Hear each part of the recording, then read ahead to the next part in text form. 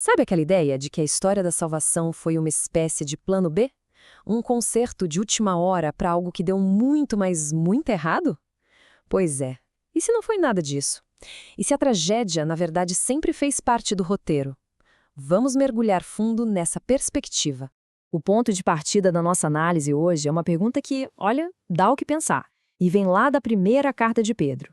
Por que seres perfeitos que já vivem na presença de Deus teriam essa curiosidade, esse desejo de entender a nossa história tão confusa de salvação? O que tem nesse drama todo que prende a atenção do céu? A resposta para esse fascínio começa com uma virada de chave na nossa forma de pensar.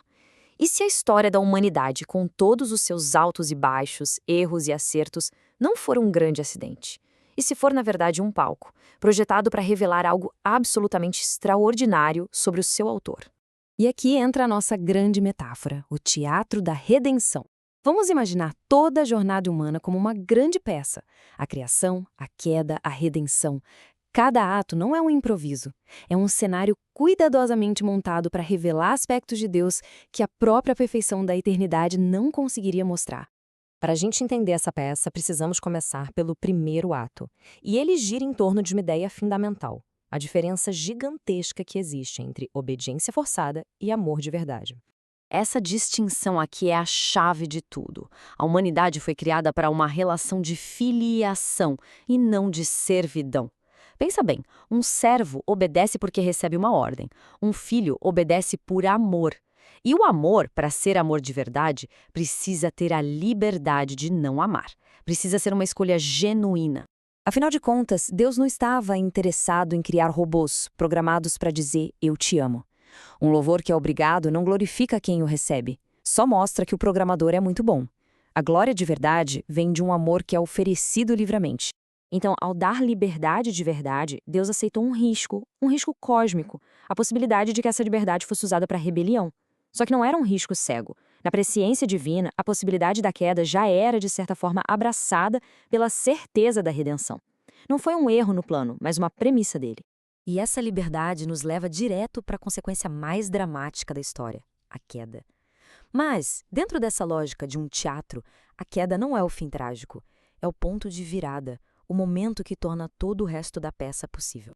A lógica do palco se desenrola de uma forma quase que inevitável. Primeiro, a criação com liberdade. Essa liberdade, para ser autêntica, tem que incluir o risco da rejeição. E, eventualmente, a rejeição acontece. É essa ruptura que, paradoxalmente, prepara o cenário para o ato mais grandioso de todos, a redenção. E é aqui que a gente entende o papel da queda no roteiro. Sem essa rachadura na história, Deus seria conhecido como o grande arquiteto, o provedor de tudo. Mas foi só através do palco da humanidade caída que uma face completamente nova pôde ser revelada para toda a criação. Deus como Redentor, como Salvador. E essa frase resume o clímax do argumento de forma perfeita. A tragédia não foi um erro a ser consertado. Foi o fundo escuro, o contraste necessário para que a luz da misericórdia pudesse brilhar de um jeito que não fosse apenas vista, mas sentida, compreendida em toda a sua profundidade.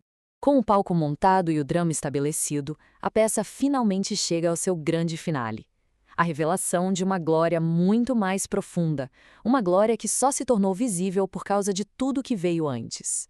Então, no fim das contas, a gente entende que a história é esse teatro intencional. O amor de verdade pedia liberdade e, com ela, o risco da queda. Mas essa mesma queda criou o contraste perfeito para revelar Deus como Redentor, mostrando um lado da sua glória que, de outro jeito, ficaria oculto. E a gente termina com essa provocação. E se a história da redenção não for sobre consertar um plano que deu errado, mas sobre usar a maior das tragédias humanas para encenar a mais espetacular demonstração de glória e de amor que o universo já viu? Uma ideia para a gente guardar e refletir.